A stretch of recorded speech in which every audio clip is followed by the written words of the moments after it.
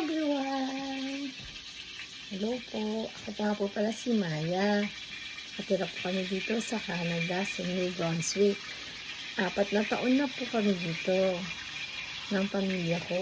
Yung unang taon ko po, medyo mahirap kasi wala pa po sila. Nakarating po ako dito sa pag-a-apply online.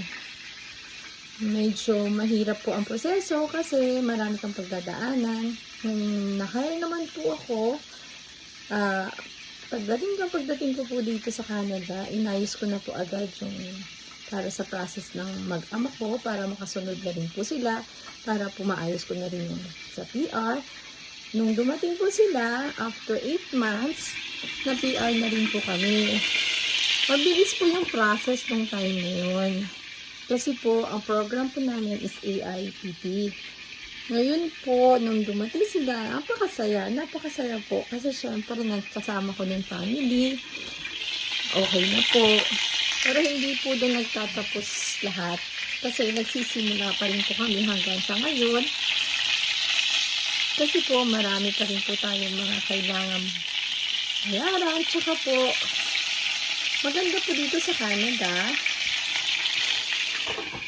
Magandang trabaho, pero kailangan po natin ng doble kayod.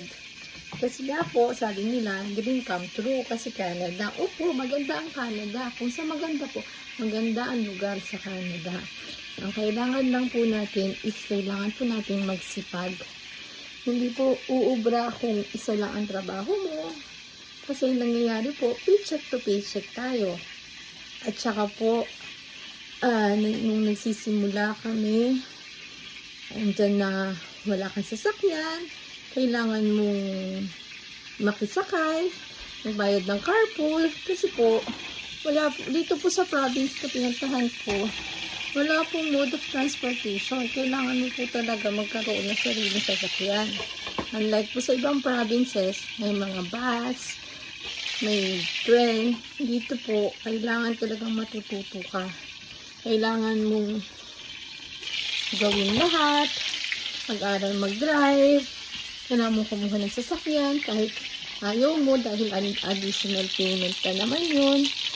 Kaya lang, hindi ka naman makakapunta sa trabaho pag wala kang sariling sasakyan.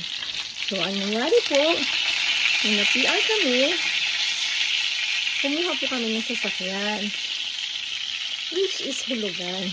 So, additional pay na naman po tayo doon. Ganun po, nagsisimula. Ganun talaga. Tapos, yung sasakyan po is, pinabayaran po namin siya bi-weekly for 7 years. Ang ano ko naman po, kung kukuha kami ng second hand, marami po kasi ng cases na kukuha ka ng second hand, pagdating po ng ilang buwan, masisira din, tapos malaki pa yung magagastos mo sa maintenance ng sasakyan.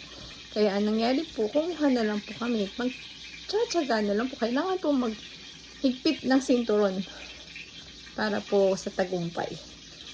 Yung susunod po na video ko, tuturo ko sa inyo, sabihin ko po kung paano kami nakakuha ng sasakyan, tapos kung ano yung mga kailangan namin, lahat-lahat. Pero sa totoo lang po, wala pa po kami bahay. Di pa po nakakakuha ng bahay. Kasi po, kailangan pa po namin mag-ipon. Salamat po sa pakikinig, sa suulitin.